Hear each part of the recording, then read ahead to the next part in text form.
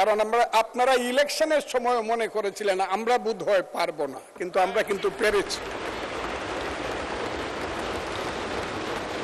মুক্তিযুদ্ধ আমাদের জাতির শ্রেষ্ঠ অর্জন কি না, এই কথাটা আমি আমার এই পার্ট থেকে বুঝতে চাই।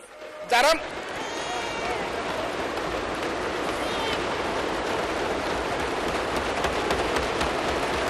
আমার এক বন্ধু জামাতে ইসলামের, উনি চলে গেছেন, উনি নিজেকে মুক্তিযোদ্ধা দাবি করেন, সাতক্ষীরার এমপি। উনি সংস্কৃতির নামে খুব শঙ্কিত হলেন। যে জাতির সংস্কৃতি নাই সে জাতি সভ্য না, সে অসভ্য। তারা কেন সংস্কৃতি পছন্দ করে না? কোন সংস্কৃতি তারা পছন্দ করে না জানেন? তারা পছন্দ করেন ওই যে আমাদের গ্রামে গঞ্জে আমরা ছোটবেলা থেকে শিক্ষার সঙ্গে সঙ্গে যখন দিন আসতো, কোন হিন্দু ধর্মের দুর্গা পূজা আসতো, আমাদের যখন স্কুল কলেজ বন্ধ থাকতো, আমরা যখন গ্রামে গ্রামে নাটক করতাম, এটা তারা পছন্দ করে না। নগদ নিয়ে এলো হার না মানা হার অফার। সর্বনিম্ন 10,000 টাকা রেমিটেন্স নগদে পাঠালে থাকছে স্বর্ণের হার জেতার সুযোগ।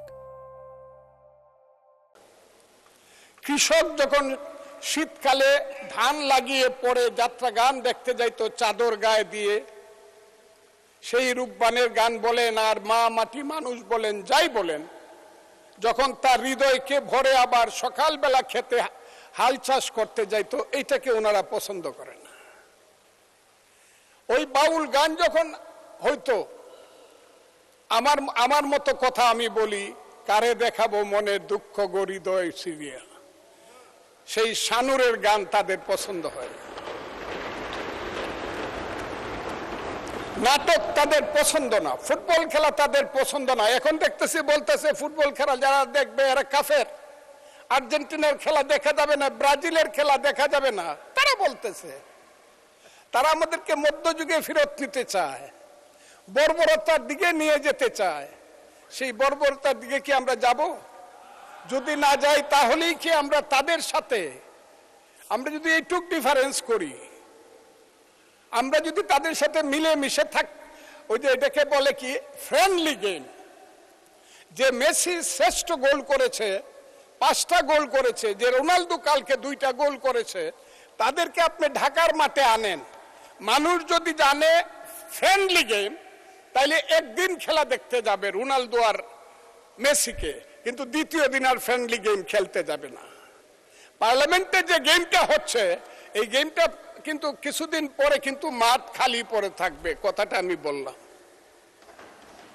আমি আরো বললাম, এখানে কেউ যে কথাটা বলে নাই, আমি মুক্তিযুদ্ধ সম্পর্কে একটা কথা বলবো।